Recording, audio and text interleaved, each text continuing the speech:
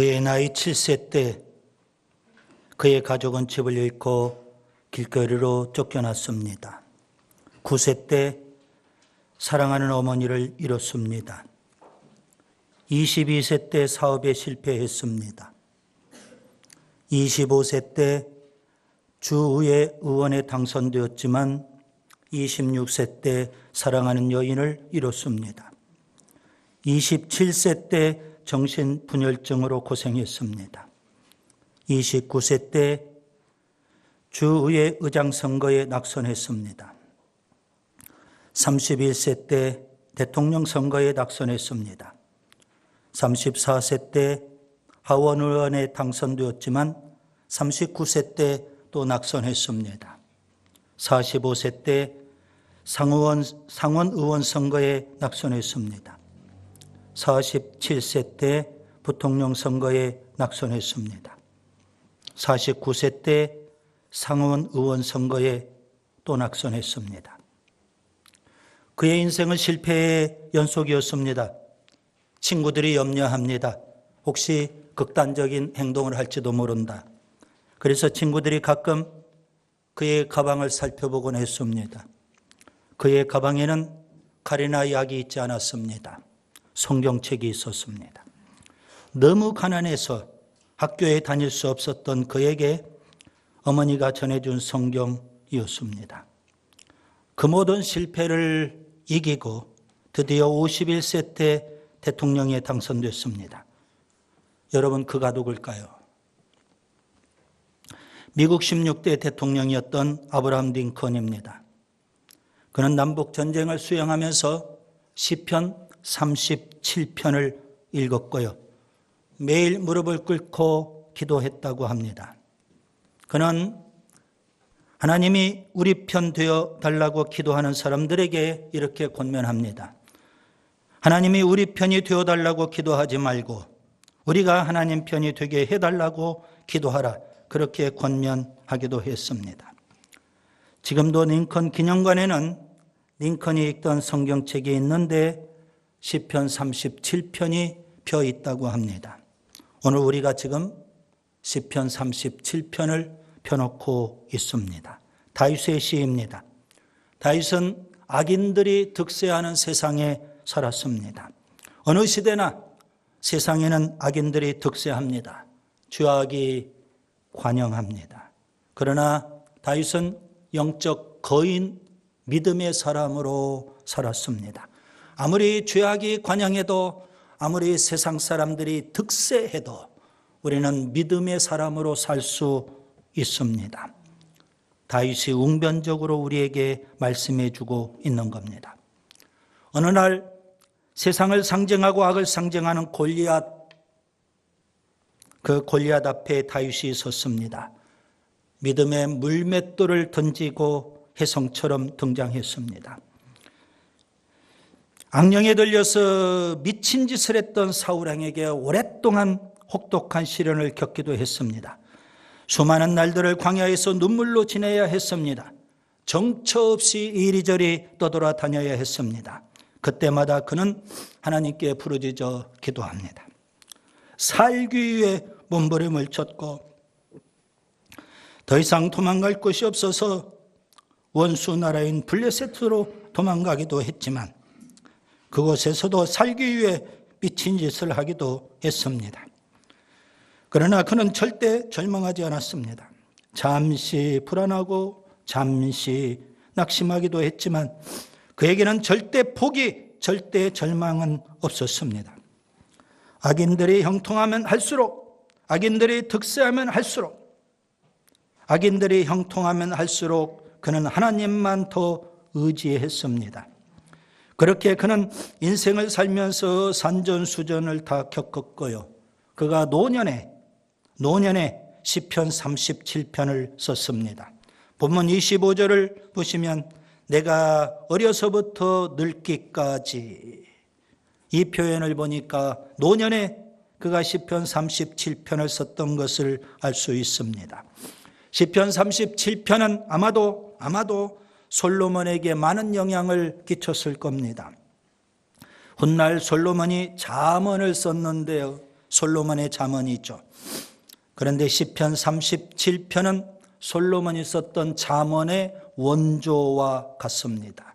그래서 오늘 설교의 제목을 저는 다윗의 잠언 이렇게 표현해 봤습니다. 솔로몬의 잠언에 대해서는 우리가 익히 들어서 알고 있는데 다윗의 잠언은 다소 생소할 겁니다.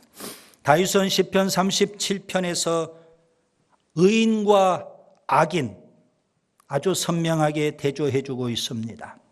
시편의 대표적인 시인 시편 1편에서도 의인과 악인을 대조하고 있습니다. 시편 1편 6절 무릇 의인들의 길은 여호와께서 인정하시나 악인들의 길은 망하리로다. 악인들이 득세하는 세상, 죄악이 관영하는 세상, 의인들이 어떻게 살아야 할까요?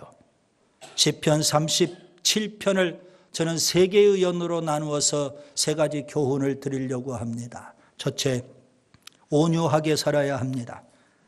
여러분 본문 1절부터 20절을 보겠습니다. 본문 1절에 악을 행하는 자들 때문에 불평하지 말고 불의를 행하는 자들 때문에 시기하지 말라고 했습니다. 본문 7절에도 자기 길이 형통하며 악한 꾀를 이루는 자 때문에 불평하지 말라고 했습니다.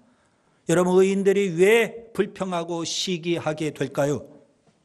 악인들이 형통하니까, 악인들이 성공하니까, 악인들이 득세하니까 불평하고 시기할 수밖에 없는 거 아니겠습니까?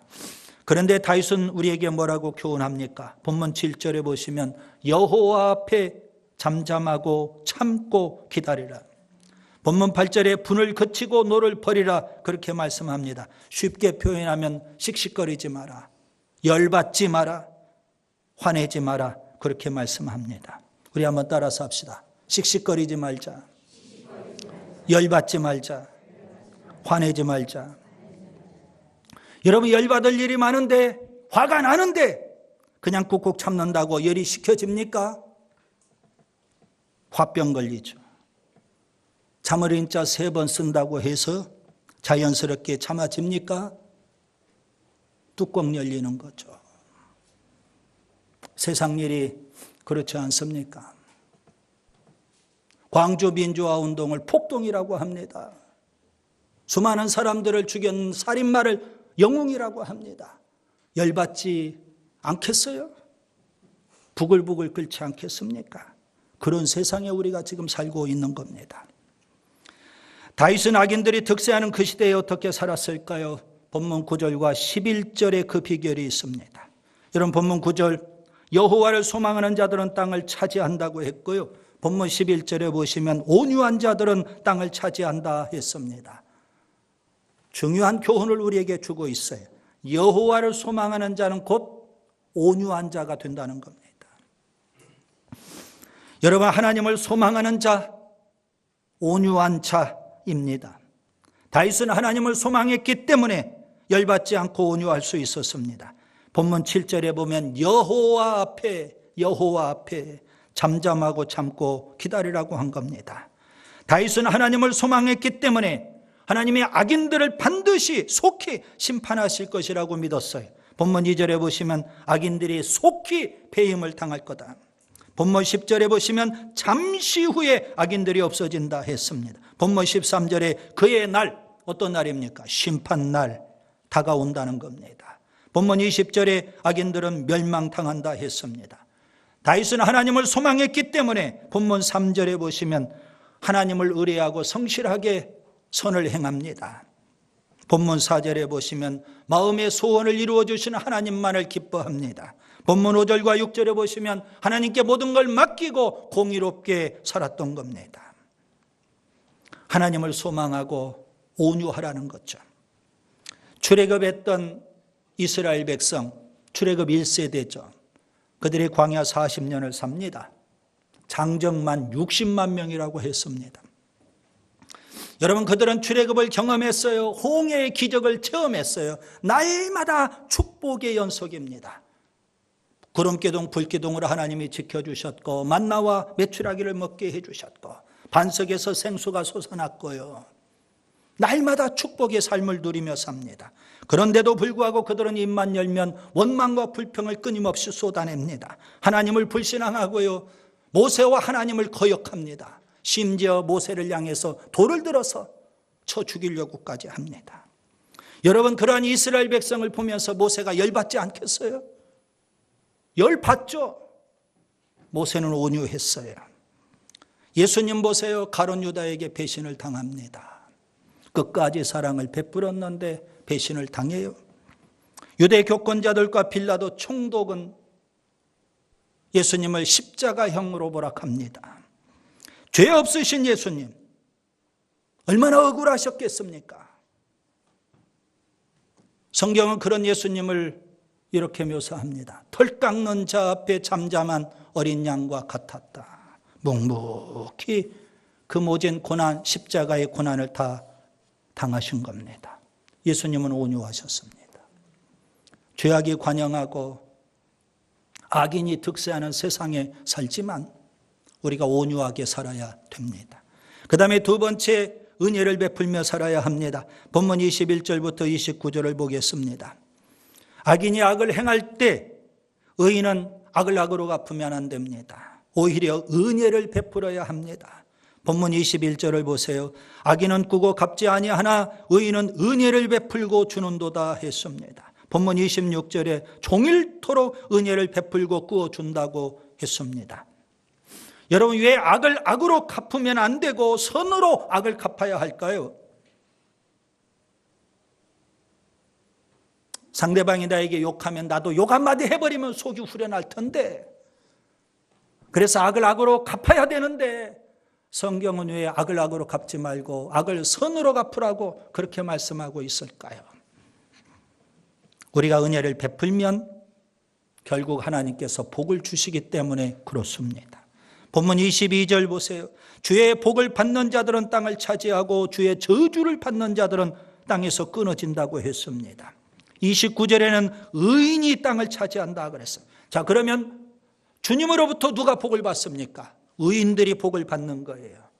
그러나 악인들은 땅에서 끊어져요. 악인들을 하나님이 저주하신다는 겁니다. 여러분, 주의 복을 받은 자들은 누구일까요?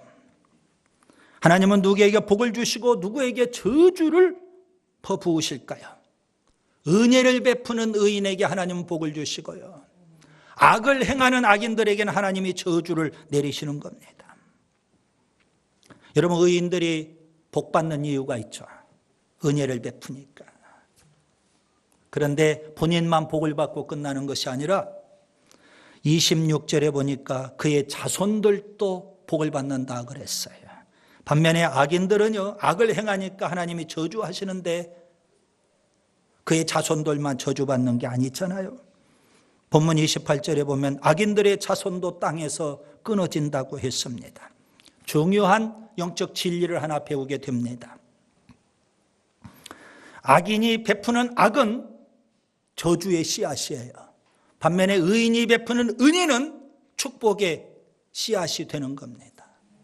바울은 이 영적 원리를 알기 때문에 로마서 12장에서 이렇게 그리스도인들, 그 당시 고난을 당하고 핍박을 받는 그리스도인들에게 이렇게 권면을 합니다. 로마서 12장 14절, 너희를 박해하는 자를 축복하라. 축복하고 저주하지 말라. 로마서 12장 17절, 아무에게도 악을 악으로 갚지 말고 모든 사람 앞에서 선한 일을 도모하라. 로마서 12장 19절, 너희가 친히 원수를 갚지 말고 하나님의 진노하심에 맡기라. 로마서 12장 20절, 내 원수가 줄이거든 먹이고 목마르거든 마시게 하라. 그리함으로 내가 숯불을 그 머리에 쌓아 놓으리라. 로마서 12장 21절, 악에게 지지 말고 선으로 악을 이기라. 은혜를 베풀라는 겁니다. 다윗 사울왕의 핍박을 피해서 그가 도망을 다니는데요, 사울왕을 죽일 수 있는 절호의 기회가 2번 있었습니다. 얼마든지 악을 악으로 갚을 수 있는 기회예요. 기꺼이 은혜를 베풉니다. 살려주죠. 사울왕의 핍박을 피해서 그가 도망 다닐 때 너무 힘들었어요. 숨을 곳이 없습니다. 제사장에 가서 도움을 요청하면 그걸 어떻게 알고 제사장을 다 죽여버립니다. 다윗도 제정신이 아니죠. 사울왕의 핍박을 피해서 도망다니다가 정신없이 간 곳이 원수의 나라 블레셋입니다. 호랑이 굴 속에 들어가기도 해버렸어요. 그곳에서 살기 위해서 미친 짓을 하면서 살아나기도 하지 않습니까? 너무 힘들어요. 그런데 다윗을 더 힘들게 한 게 있었어요. 다윗처럼 환난을 당하고 마음이 원통한 자들, 그런 자들이 다윗에게로 자꾸 몰려와요. 10명, 100명, 200명, 300명, 심지어 600명까지 사람들이 몰려왔어요. 다윗은 본인 몸 하나 숨기기도 힘든데, 도망다니기도 힘든데 600명의 사람들이 다윗에게로 와요. 이들을 어떻게 먹여 살립니까? 사울왕의 핍박을 피해서 너무 힘든 거예요. 그래서 한 번은 부자였던 나발에게 도움을 요청했어요. 좀 도와달라고.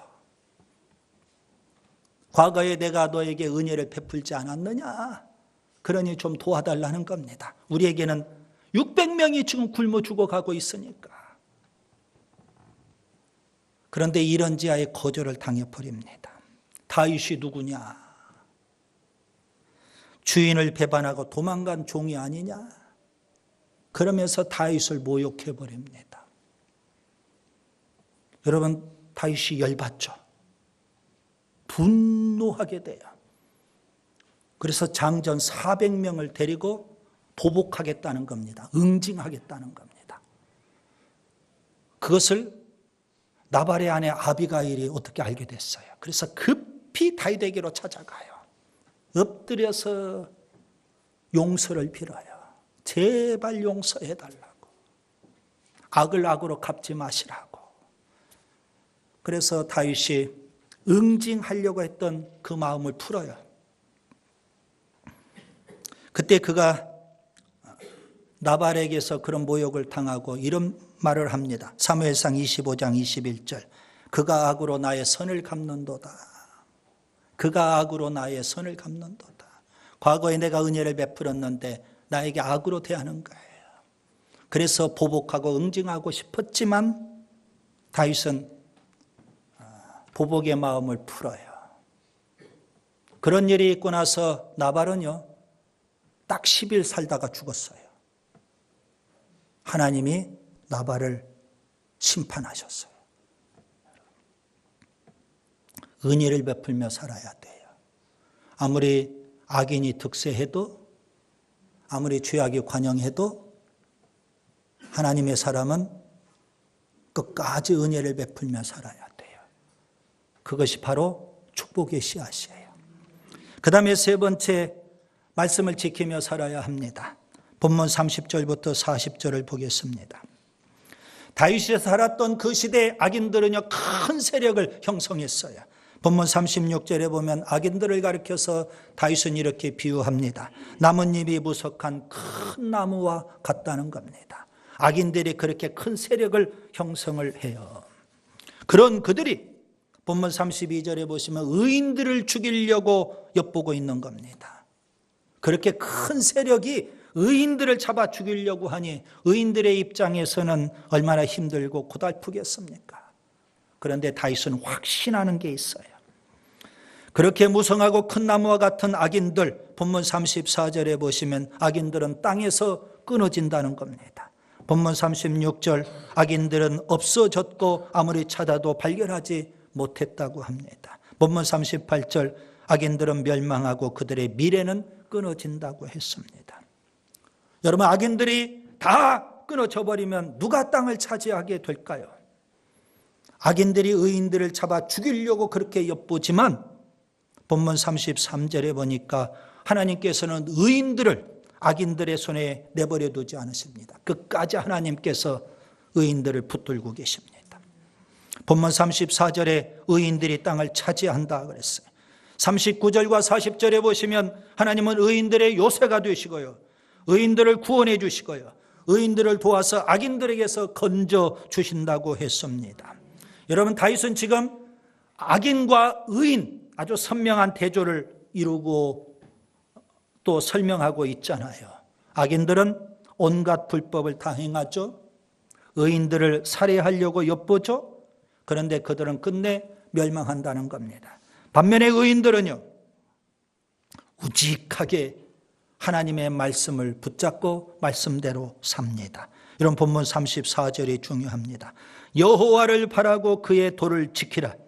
그래야면 내가 땅을 차지하게 하실 것이라. 본문 31절에 의인들의 마음에는 뭐가 있을까요? 하나님의 말씀이 있어요. 악인과 의인의 결정적인 차이가 여기에 있는 겁니다. 악인들은 마음속에 의인들을 어떻게 해서든지 죽이겠다는 사악한 마음이에요. 반면에 의인들은 마음속에 하나님 말씀이 있어요. 악인들은 온갖 불법을 다 저질러요. 그러나 의인들은 하나님 말씀을 철저히 지키는 겁니다.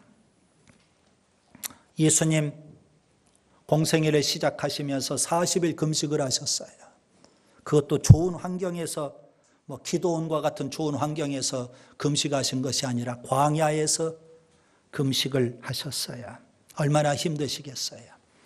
그런데 마귀가 그런 예수님에게 찾아와서 시험을 합니다. 마태복음 4장에 보시면 3가지 시험을 해요. 마귀가 예수님을 시험한 목적이 뭘까요? 그걸 아셔야 돼요. 왜 마귀가 금식하고 계신 예수님을 시험할까요? 예수님께서 육신적으로 가장 약할 때, 그때 시험에서 죄짓게 만들려고 하는 겁니다. 예수님은 어떤 분이셔요? 하나님의 아들이셨던 예수님, 육신을 입고 이 땅에 오셔서 온 인류의 죄를 지고 십자가의 희생 제물이 되셔야 될 분이에요. 그걸 마귀가 너무 잘 알잖아요. 희생 제물이 되면 안 되잖아요. 그렇기 때문에 예수님에게 어떻게 해서든지 죄 지으라는 겁니다. 딱 한 번만 죄 지으면 된다는 거예요. 그러면 예수님은 십자가에 죽으실 때 당신의 죄 때문에 죽으시는 거지. 온 인류의 죄를 지고 대신 십자가에서 희생 제물이 되실 수 없는 거 아니겠습니까? 예수님은 비록 동정녀 마리아의 몸을 통해서 이 땅에 오셨어요. 육신을 입고 오신 거예요. 그러나 성령으로 잉태되셨어요. 원죄에서 자유로우신 분이에요. 그 예수님은 이 땅에 사시면서 하나님 말씀을 철저히 지키셨어요. 죄 없이 사신 예수님. 그래서 그 예수님은 우리의 죄를 지고 십자가에 죽으심으로 우리에게 구원의 길을 열어주신 줄 믿습니다. 하나님 말씀대로 사는 게 중요해요. 아무리 죄악이 관영해도, 아무리 악인들이 득세해도 여러분, 우리들은 우직하게 하나님 말씀대로 살 수 있기를 바랍니다. 이제 말씀을 정리합니다. 시편 37편은 다윗의 잠언입니다. 의인과 악인을 아주 선명하게 대조해 주고 있습니다. 비록 지금 현재 악인들이 형통하고 악인들이 성공하고 악인들이 득세하는 것 같아도 결국 악인들은 땅에서 끊어지고 말 겁니다. 하나님은 악인들을 반드시 심판하셔요. 그러면 땅은 누가 차지할까요? 의인들이 땅을 차지하고 의인들이 하나님께 복을 받는 겁니다. 아무리 죄악이 관영해도, 아무리 악인들이 득세해도 여러분, 의인들은 달라야 돼요. 온유해야 되고요, 은혜를 베풀며 살아야 되고요, 하나님 말씀에 순종하며 살아야 하는 줄 믿습니다.